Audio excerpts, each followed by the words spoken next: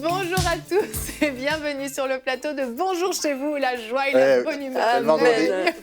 Aujourd'hui, nous allons faire un petit test de personnalité pour vos couples. Notre thème est combien de points communs faut-il avoir pour réussir son mariage? Bonjour à tous mes chers amis chroniqueurs en pleine forme. On finit bien la semaine, On finit bien la semaine. Mais Franck, lui, s'est dit, ma femme n'est pas là, je suis tranquille aujourd'hui.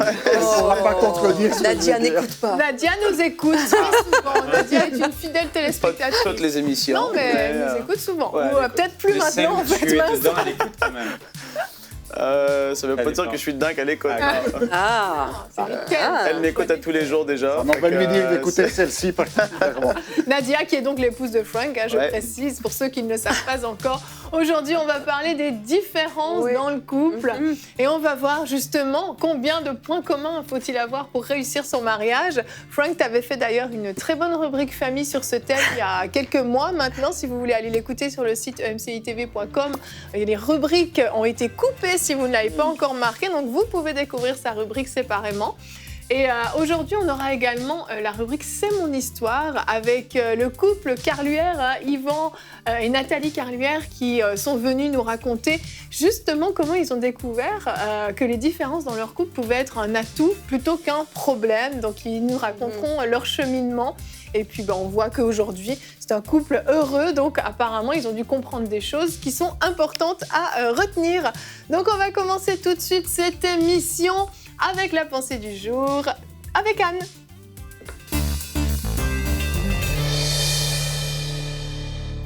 Ah oui, j'ai intitulé ma rubrique « Si différents, mais pourtant compatibles ». Et la différence, effectivement, ne veut pas dire une incompatibilité.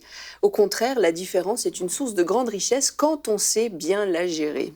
Dieu nous a fait tous différents, et j'imagine que si Dieu l'a fait ainsi, c'est parce que c'est bon, parce qu'il a vu sa création, il a vu que c'était bon. Donc s'il nous a fait différents, c'est que c'est bon.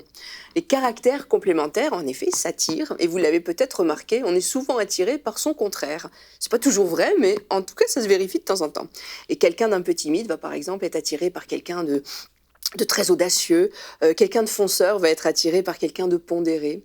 Et peut-être qu'on admire chez l'autre ce qu'on n'a pas ou qu'on va chercher chez l'autre notre lacune, peut-être. Mais en tout cas, ce qui est sûr, c'est que la différence n'est pas éliminatoire.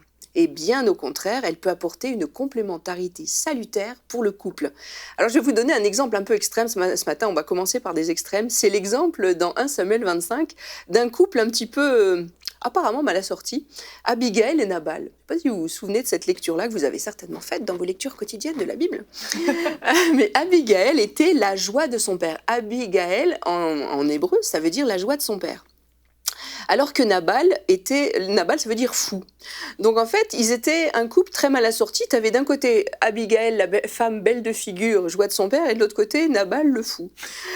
Ça partait très mal. Et pourtant, regardez ce que dit 1 Samuel 25:3. Le nom de cet homme était Nabal, et sa femme s'appelait Abigail. C'était une femme de bon sens, belle de figure, comme nous, Evelyne. Mais l'homme était dur et méchant dans ses actions. Et il descendait de Caleb. Alors Nabal, pour faire une histoire courte, rudoie les serviteurs de David qui étaient venus lui demander à manger. Et David, évidemment, menace de se venger. Et un serviteur de Nabal vient avertir la fameuse Abigail, femme de bon sens et belle de figure. Et au verset 17, écoutez ce que dit le serviteur. « Sache maintenant et vois ce que tu as à faire, car la perte de notre maître et de toute sa maison est résolue. Et s'il est méchant, qu'on ose lui parler. » Et Abigail prit aussitôt 200 pains, 2 outres de vin, enfin tout un tas de choses qu'elle apporte. Elle les mit sur des ânes, elle dit à ses serviteurs, « Passez devant moi, je vais vous suivre. » Et elle ne dit rien à Nabal, son mari. Alors on voit parfaitement que Abigail va pallier les lacunes de son mari. Et oui, c'est un exemple extrême, mais on voit souvent ça. Les défauts de l'un vont être compensés par la qualité de l'autre et vice-versa. Et c'est pour ça que Dieu aussi nous met ensemble, parce qu'on va rattraper les erreurs de l'autre. pas forcément aussi grave que celle de Nabal, mais on va rattraper parfois les aspects peut-être plus rugueux du caractère de l'autre. Quelqu'un va être un peu rêche et l'autre le rattrape par sa douceur. On se souvient d'un couple de pasteurs. Le monsieur était très discipline, très raide, et puis madame était toute en douceur. Et elle repassait toujours derrière son mari. Et en fait, à eux deux, ils faisaient toute une symphonie, parce que du coup, ça marchait très bien et les gens étaient contents. Alors que s'il y avait eu que l'un, ça aurait peut-être été plus problématique. Donc la différence est bon. Et si c'est vrai dans l'Église, le corps de Christ, hein, on sait, on est tous membres d'un même corps, mais on a des particularités, des fonctions différentes. Eh ben, c'est vrai aussi dans le couple. Et si on se marie avec quelqu'un qui nous ressemble trop, eh ben, on arrive parfois à ne plus se supporter. Donc il faut s'ajuster dans un cas comme dans l'autre. Donc la différence, pour conclure, n'est pas un problème, c'est une richesse si on sait bien la gérer. Et car un couple, c'est avant tout un destin partagé. Merci Anne, merci pour cette belle pensée. Et Nabal et Abigail, quel exemple. Ah ouais, là, je vous ai sorti vraiment le couple phare. Ouais, j'ai trouvé fort comme exemple. Bravo Anne, bravo. C'est vrai ce que tu dis, si on sait bien les gérer, comme tu as terminé ta pensée. Et c'est vrai, les différences, c'est vraiment quelque chose qui peut être réellement un atout dans le couple, mais il faut justement avoir la capacité de bien les gérer. Et c'est souvent ça le problème en fait, c'est qu'on croit... oui, mais il est tellement différent de moi. Oh, elle fonctionne tellement à l'opposé de moi. Comment ça peut marcher ? Et on ne comprend pas que justement, on peut faire un travail d'équipe. Et puis, dans un travail d'équipe, si on met 10 personnes pour travailler ensemble, puis qu'elles ont toutes les mêmes forces et les mêmes faiblesses, ben, au final, on n'ira pas bien loin. Alors que, comme tu le disais justement dans ta pensée, les faiblesses de l'un sont comblées par les forces de l'autre et vice-versa. Et puis, on peut vraiment travailler en équipe. Mais Anne, est-ce que toutes les différences sont vraiment bonnes dans un couple ? C'est-à-dire que s'il y a des différences qui sont vraiment trop marquées, ça peut être une source de problème et ça peut même devenir insupportable. Hein. Je me souviens d'un couple où lui était très pantouflard et elle voulait tout le temps, elle fonçait, sortir, voir du paysage. Donc c'était problématique. Mais je pense que plus qu'un problème de complémentarité, c'est les différences de valeurs qui vont poser un problème. Parce que ce qui va faire le socle de solidité d'un couple, c'est ses valeurs. Donc on peut être très différent, un timide peut être avec un fonceur. Oui, ça va demander un ajustement, mais ce qui va vraiment faire la solidité du couple, c'est les valeurs communes, c'est les goûts communs, c'est aussi les objectifs de vie communs, les objectifs communs de vie. Oui. Mais vous aviez compris. Et c'est peut-être là-dessus qu'on va plus travailler, plutôt que pour quelqu'un de timide de devenir plus fonceur, par exemple. Travailler plutôt sur les valeurs, vraiment travailler sur nos valeurs communes, sur nos objectifs de vie communs. Et c'est sûr que même, imaginons un couple qui est quand même de caractère bien assorti, mais ils ont des objectifs de vie différents. Ça ne marchera pas. C'est ça. Et je me souviens d'un frère qui me disait ça un jour, il me disait, quand j'étais jeune, j'avais fréquenté une jeune fille à l'église qui était très bien. Et on se préparait à se fiancer.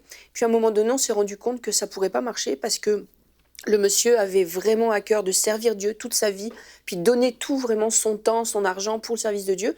Puis elle aspirait à une vie plus tranquille, on va dire classique. Et quand ils se sont rendus compte que malgré leur compatibilité de caractère, ce socle de valeurs-là n'était pas là, ils ont rompu. Et finalement, il a trouvé, ce monsieur-là, une femme qui était exactement dans le même... Pas pareil que lui dans le caractère, mais par contre dans les valeurs.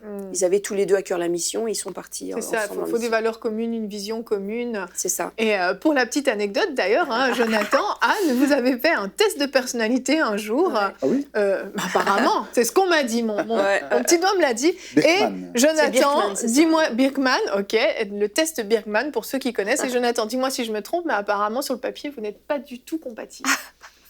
C'est ce qu'on nous a dit, mais on ne le savait pas. On ne savait pas, c'était la nouvelle. Non, en fait, ça a révélé que l'on était différents. Bon, ça, de toute façon, on le savait. On le savait, on n'a pas la même silhouette, on n'a pas la même couleur de cheveux. S'il te plaît. On n'a pas... non, je veux dire, des différences, il y en a, mais jusqu'où vont les différences, quoi.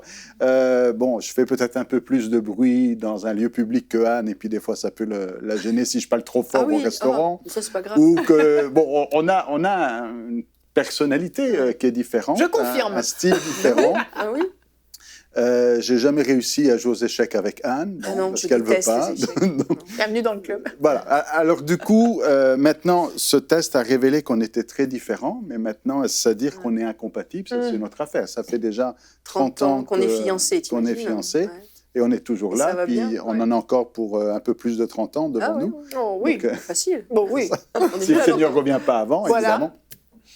Donc c'est ça, c'est bien de prendre conscience qu'on est différent et de ne pas vouloir être semblable. Parce que si on veut à tout prix être comme l'autre en disant « je veux être comme ma femme, je veux être comme mon mari », ce n'est pas le bon objectif. Il faut accepter sa différence en disant « on n'est pas pareil, on n'a pas les mêmes talents » et reconnaître nos faiblesses et ses forces. De dire moi, ce n'est pas ma force, mais c'est la tienne. Et toi, tu as tel talent, moi, je ne l'ai pas. Donc, être capable déjà de reconnaître ces différences et pour travailler ensemble dans une direction commune. Exactement. C'est sûr que quand on nous a dit qu'on n'était pas compatibles après ce test-là, ce n'était pas forcément une mauvaise nouvelle. Parce que, on nous l'a dit, ça faisait peut-être 25 ans qu'on était mariés déjà. Donc, oui, heureusement. Au bout d'un an de mariage, ça peut déstabiliser un peu. Ça aurait pu nous déstabiliser, mais non, parce qu'en fait, on a vu que... C'est pour ça qu'on faisait une équipe de choc, justement, parce qu'on était ultra complémentaires. Mais ultra complémentaires. Effectivement. C'est-à-dire que, oui, on est peut-être opposés en caractère, mais justement, le fait qu'on ait travaillé dessus, puis qu'on ait ce socle de valeurs communs, et puis ces objectifs de vie aussi communs, c'est ça qui a fait notre force. Tout à fait. Donc on peut fonctionner même quand on est très différents. Exactement. La preuve, on a fait un petit sondage sur notre chaîne YouTube. Nous vous avons demandé justement si vous vous ressemblez dans votre couple. Vous avez été 8% à nous dire oui, nous sommes pareils. Décidément, je n'ai plus de voix. 54%, nous avons plusieurs points communs et 38%, non, nous sommes très différents. Donc on voit que la plupart des couples ne sont pas pareils à l'identique. Ils sont plutôt soit vraiment très différents ou soit avec quelques points communs. Mais finalement, on remarque que justement, on pense peut-être qu'on a besoin de trouver une personne qui est identique à nous, mais dans la pratique, c'est pas forcément ce qui marche le mieux. D'ailleurs, tu le disais dans ta pensée, on peut même s'ennuyer au bout d'un moment d'avoir l'identique à soi. S'ennuyer ou même s'exaspérer. Parce qu'en fait, on a tendance à voir chez les autres nos propres défauts. Donc, en particulier pour les défauts, si c'est les défauts d'un des deux du couple, il va voir chez l'autre les mêmes défauts et ça va l'exaspérer. Ben oui. Et moi, en face d'un miroir toute la journée. Ah, mais t'as un miroir. Oui. À l'identique, c'est pas seulement les qualités, c'est aussi les défauts. Exactement. Et c'est pas les qualités qui vont nous exaspérer, c'est les défauts de l'autre. C'est vrai. Et puis aussi, tu vois, je pensais à un couple en particulier là cette semaine justement, puis ils sont bien, ils sont gentils, mais ils ont le défaut de ce couple-là, c'est la difficulté à prendre les décisions. C'est des jeunes.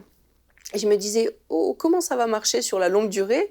Parce que s'il n'y en a pas un des deux qui tranche et dit, maintenant on décide ça, parce que ça peut durer longtemps la prise de décision. Je dis, mais comment ils vont fonctionner tous les deux ? C'est assez... En tout cas, quand on se ressemble trop, ça peut poser des problèmes. Effectivement. Moi, j'ai déjà remarqué que là, on parle des différences de caractère dans les couples. Et on se dit, on se complémente finalement dans le caractère, mais j'ai remarqué que dans les couples, souvent le problème, ce sont les différences dans les goûts et les activités, ce qui font que les couples, ils n'ont plus de temps de qualité du tout ensemble. Ah ouais. Et là, les différences deviennent le problème, en fait. C'est vrai. Parce qu'on se dit, moi, toi, tu veux que regarder des matchs de foot, sortir avec tes amis, l'autre veut regarder des films tous les soirs, des séries, l'autre veut lire, l'autre veut faire du sport, l'autre veut pas. Et finalement, le couple n'arrive plus à se retrouver et à avoir des temps de qualité ensemble. Et là, je pense que c'est important de se rappeler que ce que Paul dit dans 1 Corinthiens 13, que l'amour ne cherche pas son propre intérêt et l'amour supporte tout. Et lorsqu'on se marie, avant tout, ce qu'on veut, c'est faire plaisir à l'autre. On se marie pour donner avant de recevoir. Et c'est là que c'est vraiment important de se dire, peut-être que ça ne fait pas plaisir à l'autre, on est peut-être différents, mais je vais faire des efforts, je vais faire des concessions pour qu'on puisse passer du temps de qualité ensemble. C'est vrai. Toi, tu aimes faire des balades ? Moi, j'aime pas en faire. Mais tu as appris à aimer. Mais j'en fais. Et ce que j'aime dans ce moment-là, c'est pas la balade, mais c'est le temps de qualité qu'on peut avoir. Moi, j'aime aller au cinéma. T'aimes pas le cinéma, mais on va au cinéma. Et voilà. Moi, j'ai une suggestion. Vous deux, vous allez au cinéma, puis nous deux, on va en randonnée. Et ils peuvent jouer aux échecs. Ils peuvent jouer aux échecs ensemble. Non, mais pour c'est réussir très son vrai. mariage, il faut du temps de qualité. Quand on est différent, c'est pas une fatalité. Oui. Il faut se souvenir que si on aime l'autre personne, on va faire des efforts. C'est vrai. Et dans ces temps qu'on va passer ensemble, ce sera peut-être pas de l'activité qui va être mon plaisir, Mais mon plaisir, ce sera d'être avec l'autre et de partager des bons moments, en fait. Oui, puis je pense que vraiment, on doit aussi être prêt à s'influencer l'un l'autre et à se laisser influencer par l'autre aussi. Il ne faut pas non plus rester borné sur voilà, moi je suis comme ça, moi j'aime ça, j'aime pas ça, tu me prends comme ça et c'est tout. Je pense que vraiment, dans le mariage, au fur et à mesure des années, on commence aussi à se ressembler un peu plus sur certaines choses. Certains, comme tu le dis, peut-être n'étaient pas du tout sportifs au début du mariage. L'autre, il fait du vélo tous les week-ends pendant la belle saison. Au bout d'un moment, tiens, je vais peut-être m'y mettre un petit peu, puis on devient finalement mordu de vélo aussi. Il faut aussi se laisser un petit peu influencer pour ces choses qui sont quand même importantes, qui doivent nous ressembler. Ça, mais il faut bien voir les choses qui sont importantes et celles qui ne le sont pas. Parce que des fois, on a des mauvais combats et on veut à tout prix que l'autre nous rejoigne sur un terrain qui n'est pas finalement important. Là, ça, c'est un problème. Après tout, s'il n'aime pas les épinards et que moi j'aime les épinards... Ah non, ça c'est dramatique, Jonathan. Sauf si on s'appelle Popeye, évidemment. Mais à part ça, je veux dire, c'est pas la peine de se battre sur certains sujets. Puis même par rapport au sport, je veux dire, des fois, si l'autre apprécie pas, c'est pas grave. Ce qu'il faut, c'est pas se concentrer sur ce qui est différent et vouloir à tout prix englober les différences, parce que c'est ça le problème. Oui. Il faut accepter la différence. Parce que le problème, si on dit on est différent, on va faire en sorte d'arrondir tous les coins pour que les différences deviennent une unité. Du coup, on est en train de dire il ne faut pas de différence, mais il faut qu'on soit pareil. Mais si on accepte la différence en disant on n'est pas pareil, on a chacun de son bord, on est différent là-dessus, on accepte nos différences, mais on ne se focalise pas sur la différence, mais on va plutôt mettre nos efforts sur ce qui nous rejoint et sur le fait d'être ensemble. La différence, elle est là, mais le plus important, ce n'est pas la différence. Le plus important, c'est où on va, qu'est-ce que l'on fait, c'est quoi le but de notre vie et le temps qu'on passe ensemble. Alors, on va optimiser en disant, vu nos caractères et puis ce que nous aimons ou nos goûts, ça, c'est quelque chose qui fonctionne bien l'un pour l'autre, mais on met ses efforts sur telle ou telle activité, parce que c'est celle qui nous rejoint. Tout à fait. Je vous propose qu'on regarde notre verset du jour aujourd'hui, qui est dans 1 Corinthiens 10, 24. Que personne, justement, ne cherche son propre intérêt, mais plutôt celui de l'autre. Ça rejoint ce que tu disais tout à l'heure, chérie. Et Frank, je suis sûre que tu as quelque chose de très pertinent à nous le dire, comme tu aimes bien le faire. Nous avons Nadia au téléphone. En fin d'émission. Ah, Nadia. Ah, Nadia. Si on lui parle de Nadia, on le perd, en fait.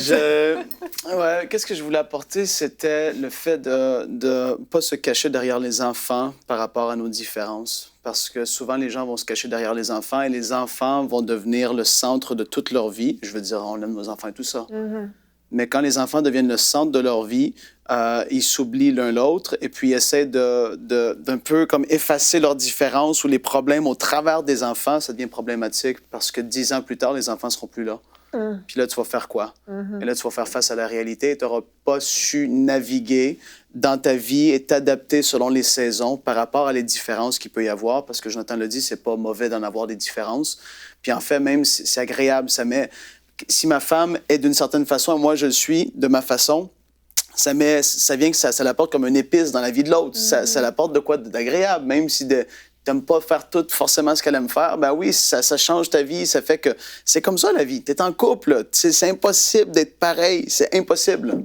Et tu dois l'accepter et dire, les enfants sont là, mais je veux pas me cacher derrière ça parce que vraiment, on le voit. Je connais beaucoup de couples que, à cause des enfants, ils vont subir leur mariage, on dirait. Ils subissent la vie. À cause des enfants, on reste ensemble ou on essaie de... Mais c'est pas ça, la vie de couple, là. Vraiment, vraiment, je vous encourage. Les enfants, à un moment donné, ils ne seront plus là. Et comment est-ce que vous allez gérer les différences rendues là? On ne pourra plus se cacher derrière les enfants. Et là, il faut activer et dire, ouais, c'est vrai. C'est vrai que les enfants, toute notre vie tourne autour à 100%. Puis il faut faire attention à ça. En fait. Oui, parce important. Que même si les enfants sont là, le couple reste là. Vraiment, absolument. C'est ça qui va demeurer dans 50 ans. Ce ne sera plus les enfants qui vont être... je veux dire, non, ça va être le couple qui va avoir été là, qui vont... J'entends, ils en l'ont vécu. Déjà, les enfants, là, ça commence à... Ils sont adultes. C'est ça. Ils sont à 15 000 km. Mais en fait, en fait, c'est le fun après, quand les enfants sont partis. Parce c'est le fun. On est... Oui, mais franchement, parce que on se... Mais, non, mais parce que on revient... Notre pôle est c'était les enfants plus ou moins avant, mais là, on veut faire plaisir à l'autre, puis trouver des façons des distractions communes. C'est très beau temps. Moi, je trouve que c'est un temps qui est bien. Si on l'a bien préparé, qu'on ne le subit pas comme une punition parce que les enfants sont partis. Ça peut être une bonne période. Il faut travailler sur son couple, il faut investir dans son couple et être très intentionnel là-dessus. Il faut pas. La vie de couple, c'est pas subir, c'est de dire qu'est-ce que je fais pour que mon couple aille mieux. C'est clair. Avoir du temps de qualité ensemble, je crois que c'est vraiment important. Et se trouver peut-être une activité commune que l'autre n'avait pas avant. Parce que j'ai vu des couples qui s'agaçaient parce que l'autre veut absolument bien faire et le rejoindre sur son propre terrain. Je me souviens d'une femme qui voulait, c'était une athlète, elle avait 5 enfants mais adultes et elle voulait se remettre à faire un semi-marathon, je crois. Puis son mari voulant bien faire parce qu'il avait entendu que c'était bien de faire des activités avec sa femme, il s'est dit moi je vais m'inscrire aussi au semi-marathon. Puis elle m'a dit en privé, elle dit mais je veux pas qu'il le fasse parce qu'il est tellement compétitif qu'il va vouloir me passer devant puis gagner. Et en fait, il a fait une gaffe en voulant bien faire. Donc il faut peut-être trouver une activité que ni l'un qui réunit les autres, mais l'autre, mais pas aller sur son terrain. Non. Mais quand par exemple il y a quelque chose de vraiment extrêmement important et non négociable pour l'autre, par exemple les sorties en famille. Il y a beaucoup de couples. Ils souffrent parce que la maman veut sortir et le papa veut pas du tout. Il veut rester. Ils n'ont jamais de temps de famille ensemble à l'extérieur. Qu'est-ce qu'il faut faire? C'est là où il faut déterminer ce qui est important. Et que si c'est très important pour l'autre, eh bien, il ne faut pas chercher son intérêt, mais il faut investir dans ce qui est important. J'en connais tellement comme ça. J'ai vu, tu parlais de films tout à l'heure, j'avais une femme et 3 filles. J'ai vu beaucoup de films de filles. Oh oui. On fait des concessions. Et Anne, dernier petit point, mais non négligeable, la différence d'âge, est-ce que c'est important ou pas? La différence d'âge, c'est beaucoup une question de société, de mentalité de la société. Puis justement, mon mari, ce matin, on en parlait avant de venir, puis il me dit, mais regarde, tu as l'exemple dans la Bible de Ruth et Boaz ou Boaz, selon les versions. Ils avaient une énorme différence d'âge et pourtant, ça n'a pas empêché que ça marche. Parce que la culture, leur culture permettait aussi ça, et ça ne choquait personne qu'un homme ait beaucoup de différence d'âge avec sa femme. Par contre, l'inverse aurait été impensable. Donc la différence d'âge en tant que telle, c'est pas forcément un problème, ni dans un sens ni dans l'autre. Que ce soit la femme plus âgée, ses parents, sa maman avait 7 ou 8 ans de plus que son père et pourtant ça faisait un super couple. Donc c'est pas forcément un problème. Le problème c'est le regard des autres. Et moi, enfin en tout cas les couples que j'ai connus dans ce cas-là, ce qui posait problème, c'était pas entre eux, c'était vraiment le regard des autres. Donc c'est un problème plus de société. Puis il faut assumer le regard et peut-être les reproches de l'entourage. C'est plus ça le problème, en fait. Parce que ça peut très bien fonctionner, même si on a 15 ans, 20 ans de différence. C'est ça. Si, encore une fois, justement, on arrive à avoir quand même quelques similitudes, quelques points de valeurs où on se ressemble, de vision commune, etc. Parce que c'est vrai que dans certains cas, quand il y a 15-20 ans de différence, peut-être qu'il y en a un qui a déjà tellement bien avancé dans sa vision, dans ses projets de vie, et l'autre a du mal à le rejoindre ou à la rejoindre. Donc, il y a d'autres défis. C'est ça. Il faut être conscient que ça peut... quand on le fait, justement, il faut bien avoir conscience dans quoi on se lance quand même, bien réfléchir, puis être prêt à assumer, comme tu le dis, aussi le regard des autres et éventuellement les commentaires qui vont avec. C'est une différence comme une autre. Exactement. C'est ça. Tout à fait. Tout à fait. Je vous propose qu'on regarde le témoignage de Yvan et Nathalie Carluère, donc, qui, eux, ont cru être pareils jusqu'à ce qu'ils découvrent qu'ils ne l'étaient pas. Je vous laisse découvrir ça dans la rubrique « C'est mon histoire ».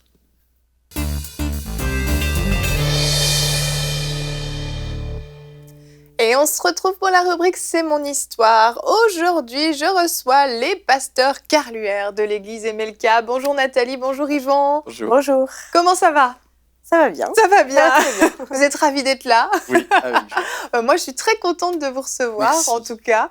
Et puis, Yvan, tu étais venu sur le plateau de Bonjour chez vous, mais là, tu nous as apporté ta belle épouse. Alors, on est comblés, on est comblés.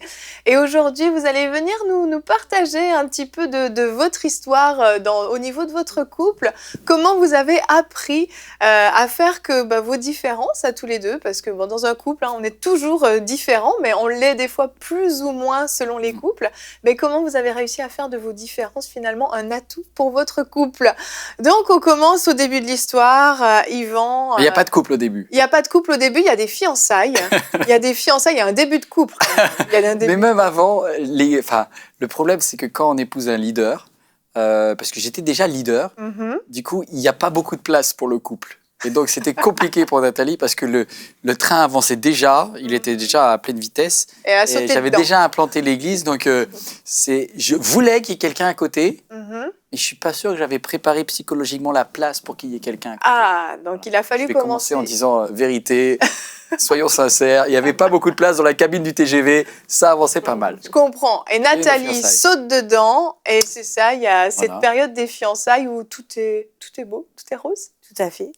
Alors à l'époque, c'est vrai que Yvan donc était déjà en charge d'une église donc sur Paris, et moi j'étais en fait par contre j'étais encore basée dans le sud de la France. Donc notre période de fiançailles c'était un peu particulier puisqu'en fait du coup je faisais les allers-retours juste les week-ends puisque j'étais infirmière. Donc j'étais quand même très prise la semaine et les week-ends aussi, mais quand je pouvais me libérer du coup je montais sur Paris et on passait donc du temps ensemble. Donc d'ailleurs c'était plutôt en semaine. Et ben là, en fait, c'était super, puisqu'on n'avait que des temps de qualité, en fait. Et L'église du coup, était petite. Voilà, l'église était petite. Et puis à ce moment-là, c'est vrai que j'étais pas... du coup, je n'allais pratiquement pas. Du coup, je connaissais pas l'église encore, hein, puisqu'on était une période de fiançailles. Forcément. Donc du coup, c'est là qu'on trouvait super. On avait l'impression qu'on se ressemblait beaucoup. On avait les mêmes centres d'intérêt. On faisait des sorties cinéma. On des aimait les grandes mêmes promenades. films. Voilà, tout à fait. Des grandes promenades sur Paris, on visitait. Voilà, on aimait beaucoup l'histoire tous les deux. Mmh. Donc ça a été vraiment une année, un peu idyllique. Genre, on a plein de points communs, on se C'est ça. ressemble, c'est génial. Ça, c'est clair. Des fois, on se disait, hein, j'étais ta version féminine et toi, L'âme sœur. voilà, c'était vraiment Alors, ma sœur. Et puis c'est vrai que moi, je fais partie du type d'homme qui, quand j'ai un projet, j'y vais à fond. Et là, elle était mon projet, donc il fallait la conquérir. Donc je mettais le paquet. T'as mis le paquet. Voilà. Et une fois mariée, alors tu t'es relâchée, si je comprends bien.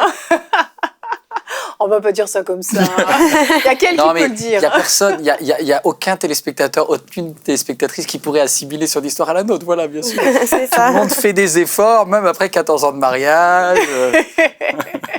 Et donc oui, vous vous êtes mariés, et puis forcément, la vie au quotidien C'est ça. fait qu'on se découvre un petit peu plus en profondeur, et puis on passe pas juste un Tout à petit fait. week-end ensemble. C'est ça aussi un petit peu les relations à distance. Hein. C'est vrai qu'on se voit, mais quand on se voit, on est hyper exclusif. Tout à fait. Parce que c'est du temps vraiment, on veut tout miser. Et là, vous vous voyez au quotidien, donc vous rentrez dans la vie quotidienne Tout de à l'un et fait. de l'autre. Et là, vous réalisez que vous n'êtes pas si identiques que ça. C'est ça. C'est ça. Donc c'est vrai que notre première année de mariage a été un peu compliquée. Puisque là, on s'est aperçu que on n'était pas si semblables, en fait. Et c'est vrai qu'on voyait pas forcément la vie, le quotidien de la même façon, la gestion des tâches quotidiennes, que ça soit du ménage, même, je sais pas, organiser des vacances, des week-ends, etc. Et c'est vrai qu'à ce moment-là... Moi, j'aime bien les choses spontanées. C'est-à-dire C'est ça. que pour moi, on était jeunes, amoureux, sans enfants. On est capable de partir après-demain. Puisqu'on a 2 jours libres, on part. Mhm. Mais les surprises de dernière minute, Voilà, Non, c'était pas mon... toi, t'aimais pouvoir anticiper, C'est ça. organiser. Moi, je suis quelqu'un de très organisé, très sécuritaire, donc je prépare à l'avance, etc. Donc les plans à la dernière minute, c'était pas mon truc. le romantisme improvisé, Niet, C'est niet. ça. C'est ça. décevant. Toi, tu voulais préparer des petits week-ends en amoureux. Non, mais je voulais même pas les préparer, je voulais juste y aller. Ah, il aurait fallu. Puis après, elle dit, mais non, faut les préparer. Non, mais ça gâche le week-end s'il faut le préparer. Il faut être spontané dans la vie. Une différence, voilà. Première différence. Donc là, Voilà, vous c'est réalisez ça. justement, et c'est compliqué, c'est ça. Cette première année de mariage, c'est compliqué. Tout à fait. Parce que justement, vous apprenez à en savoir plus l'un sur l'autre. C'est ça. Et puis c'est vrai qu'à ce moment-là, Yvan, du coup, presque du jour au lendemain, il était beaucoup moins disponible, puisque du coup, moi, je suis arrivée donc en région parisienne, et là, donc il était très investi dans l'église, qui était au tout début, donc en pleine croissance. Moi aussi, je me suis investie, mais j'étais donc toujours infirmière, et cette fois, donc j'avais un poste sur Paris, mais j'étais pas toujours disponible, notamment les week-ends ou les soirs. Donc il y a un moment, on se croisait aussi, on se croisait parfois, donc moins de disponibilité. Donc du coup, peut-être moins d'écoute, moins de temps aussi où on apprend de qualité, ou de temps où on apprend à se connaître. Et donc c'est pour ça aussi que ça a été compliqué. Ça a peut-être accentué encore nos différences. Donc on a eu plus de moments d'incompréhension en fait. Puis c'est là où notre passé, puis notre idéal, toute notre culture pour les téléspectateurs, les téléspectatrices, votre famille, votre entourage, tout Nos ça. attentes finalement. Nos attentes, Tout à fait. nos clichés. Tout à fait. Nos clichés, puis nos nos valeurs fortes qui finalement peuvent être, nous ont construit jusque-là, peuvent chambuler parce qu'il y a d'autres valeurs fortes qui arrivent. Et pour faire un mariage, c'est double valeur forte. C'est vrai. Et c'est vrai que moi, j'avais un peu idéalisé le type de qu'est-ce que serait ma femme dans le ministère. Et j'avais une vision quand même assez traditionnelle et en disant c'est un peu tu marches et tu avances quoi. Et c'est vrai que je suis passé d'un mode à l'écoute à un mode beaucoup plus voilà tout ce qu'il faut faire. Et maintenant c'est plus le temps de parler, c'est le temps de l'action. C'est le cahier des charges. Et je reconnaissais, je lui donnais des choses à faire et puis je reconnaissais, je trouvais je prenais comme acquis tous les efforts qu'elle faisait. Alors que normalement, j'étais quelqu'un qui était censé valoriser, puisque c'est plutôt, on va en parler dans quelques instants, peut-être des langages de l'amour. Donc moi, je valorisais. Et là, au lieu de la valoriser, j'ai commencé à dire, c'est normal, il y a des réunions à faire, il faut les faire. Et pourquoi tu n'es pas là? Il faut être là. Hein, donc ça. Et ça t'a profondément blessé, je pense, à ce moment-là. Oui, tout à fait. Comme je disais, j'étais infirmière, donc j'enchaînais les réunions après mon travail, etc. Qui est déjà un travail. Voilà, qui était en plus dans sa vie, c'est assez lourd. Et c'est vrai que des fois, je te disais, mais Yvan, tu réalises pas que la journée, je suis auprès de personnes qui souffrent, des personnes qui vivent des choses compliquées. Donc moi, psychologiquement, c'était pas évident aussi. Donc, et comme on avait, on n'avait pas beaucoup de temps aussi, on prenait pas le temps aussi de communiquer, du coup on déconnectait en fait. Et du coup c'est plus dur aussi de reconnecter. Tout à fait. Et du coup à ce moment-là, notre erreur je pense c'était on n'investissait pas assez dans notre couple. Et en plus c'est la première année, les premières années de mariage c'est au contraire, il faut pas se relâcher, il faut pas se dire bon les fiançailles c'est passé maintenant. Mais on croit souvent ça, on croit que la première année de mariage doit se faire toute seule, on sait, mais c'est beau. Compliqué. Mais c'est ça, vous constatez finalement quelque chose. Il y a quelque chose qui ne marche pas, et vous vous dites il faut qu'on se fasse aider. Voilà, on a trouvé qu'est-ce que vous avez fait alors? Alors, il y a vraiment deux grands outils qui nous ont aidés. Alors, on a eu un couple thérapeute chrétien qui est vraiment top, donc Eric et Rachel Dufour, c'était très important. Moi, j'avoue, je n'étais pas du tout dans l'optique de me remettre en question. J'y allais pour qu'il puisse régler ses problèmes à elle, parce que moi, j'en avais pas. Donc, c'est là où Eric m'a dit Yvan, j'ai découvert le problème de ta femme. Je dis, super, écoute, c'est normal, j'ai fait le voyage pour ça. Il m'a dit, c'est toi. Aïe. Je dis, excuse-moi, j'ai pas dû entendre. Je croyais que tu étais un professionnel, tu vois, c'est pas possible que tu ne puisses pas analyser. Et puis après, il y a un outil technique qui nous a beaucoup aidé. C'est un test de personnalité, le DISC. Et tout d'un coup, c'est comme s'il a réussi à mettre des mots, une analyse. C'était normal qu'on ait des problèmes. Déjà, l'acceptation. Ça permet aussi d'éviter la spiritualisation du conflit. Très dangereux des fois dans les couples chrétiens de dire oh là là, mais c'est une attaque de l'adversaire. Oh, mais Dieu, tu n'es pas dans ce que tu dis. Oh, je sens qu'il y a peut-être une attaque de l'adversaire derrière toi. Enfin, c'est catastrophique. Ou l'autre n'est pas assez spirituel. Si tu réagis comme ça, que c'était pas assez spirituel. Passe plus de temps à la prière ou. C'est clair. Va jeûner 3 jours et reviens. C'est ça. C'est ça. Et donc, ça nous a aidé le disque parce que ça nous a permis de voir nos personnalités. On avait une lettre en commun qui n'est pas notre première lettre, c'était qu'on était tous les deux des dominants un peu chefs, quoi. Donc, ce que l'on avait en commun, c'était notre capacité à avoir des valeurs fortes. Et par contre, ce qu'on avait en différence, c'est que moi, j'étais beaucoup plus côté artistique, improvisé, charismatique et aventurier, alors qu'elle, elle était super consciencieuse, organisée, sécuritaire. Et là, du coup, j'ai dit, c'est normal alors qu'on ait des problèmes. Et oui. Et ça nous a beaucoup aidés. Oui, ça a été vraiment une révélation. Et c'est vrai que ça a mis en lumière qui on était et du coup aussi comment on fonctionnait. Oui. Et du coup, à partir de là, ça a été une vraie révélation. Et du coup, à partir de là, on a pu vraiment avancer. Il y a eu les langages de l'amour aussi. Ouais, Gary Chapman, c'est top. Ouais. Moi, je conseille à tous les couples qui nous regardent, regardez, lisez, soyez attentifs. C'est quand même super. Je sais qu'il y a plein de livres sur le couple, donc on peut être un peu dire, oh là là, il y a du bien partout. C'est vraiment un des meilleurs. C'est apprendre à justement déjà identifier ce qu'on a besoin, dont on a besoin, et du coup ce qu'on attend de l'autre. Et ensuite, comment parler le langage de l'autre. Exactement. Et c'est vrai qu'à ce niveau-là, nous, c'était différent. Moi, mon langage, c'était vraiment les services rendus. Donc, comme décrit Gary Chapman, mais en gros, moi, j'ai besoin qu'on m'aide dans les tâches, etc., qu'on passe du temps à m'aider, etc. Pour moi, là, je me sens aimée. Oui. Alors que Moi, c'était les paroles valorisantes. Voilà, toi, c'était les paroles valorisantes ou les cadeaux. Donc, il pouvait m'offrir des tonnes de cadeaux, mais s'il m'aidait pas au quotidien, quelque part, je me sentais pas aimée. Donc, c'est vrai qu'il a juste fallu un moment se poser et vraiment faire face aussi, faire face à qui on est aussi nous-mêmes, et puis comment est l'autre, et accepter aussi comment est l'autre, quoi. Ouais. Et c'est là qu'on s'est aperçu, on n'allait pas pouvoir se changer mutuellement. Non. C'est pas possible. C'est juste qu'il était différent, moi j'étais différente. Donc, du coup, c'est là qu'on a pu vraiment commencer vraiment à travailler, puis notre couple a mieux fonctionné. Que ça soit au quotidien ou aussi dans notre travail à l'église, par exemple. Oui. Moi, je voudrais donner une astuce peut-être à tous les hommes qui nous regardent, qui sont mariés avec des femmes très organisées, très consciencieuses. Si votre langage, la plupart des hommes, c'est les paroles valorisantes. C'est ce que dit Gary dans son livre. Il dit, bizarrement, des fois on croit que c'est le toucher physique pour les hommes, mais non. C'est les compliments. Bon.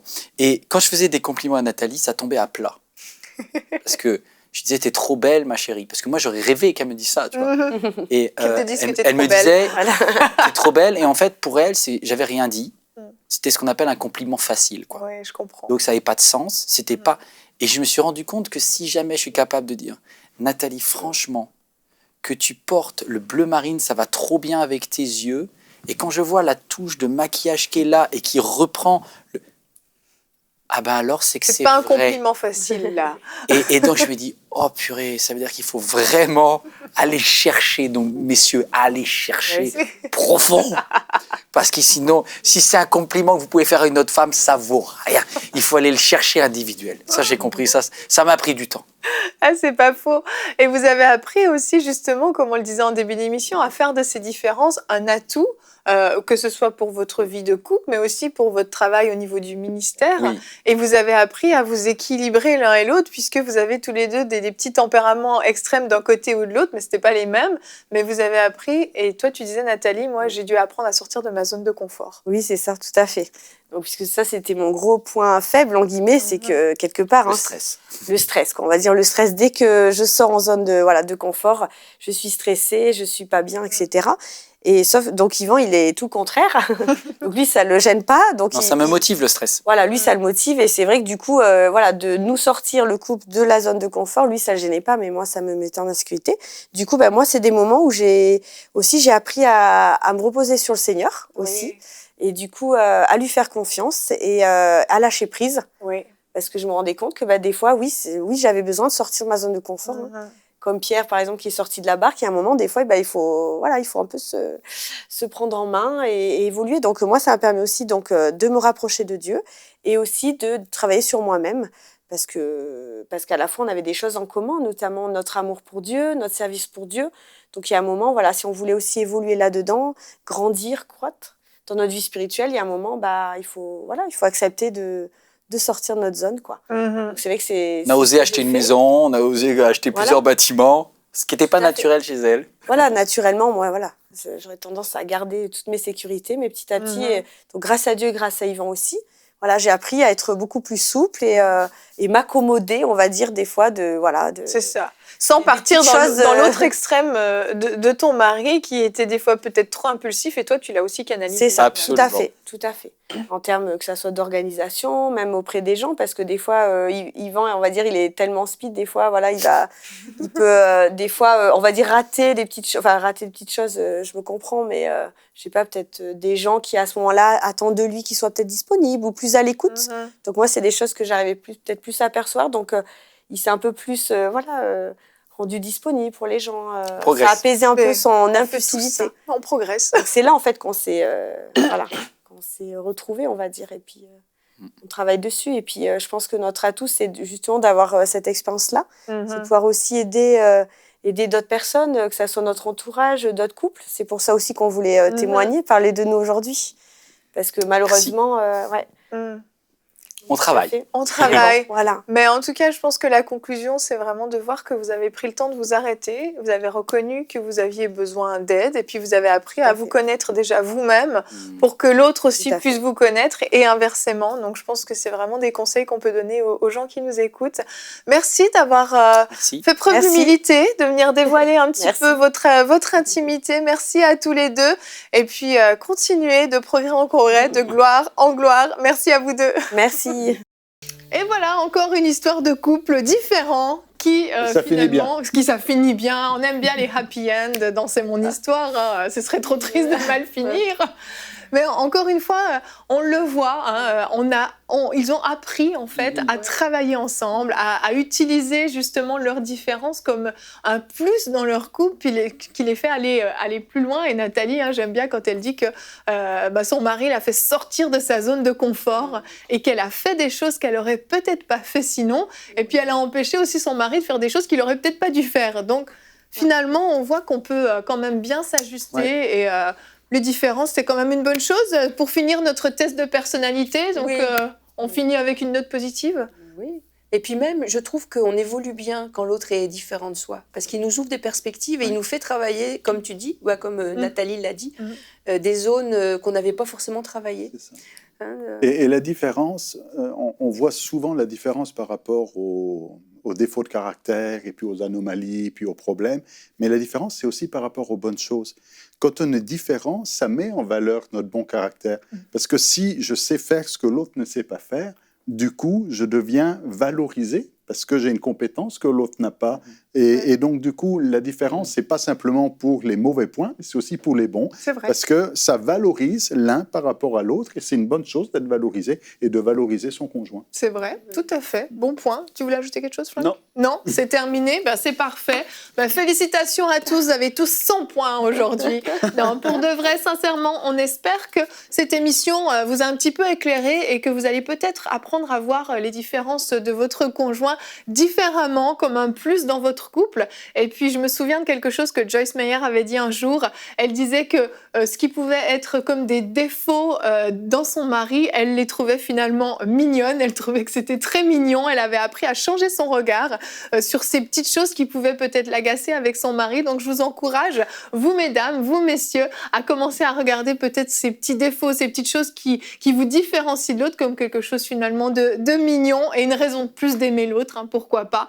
Et je vous souhaite un excellent week-end. Prenez du temps en amoureux, en couple, ça fait du bien aussi. Et puis on se retrouve la semaine prochaine pour de nouvelles émissions de Bonjour chez vous.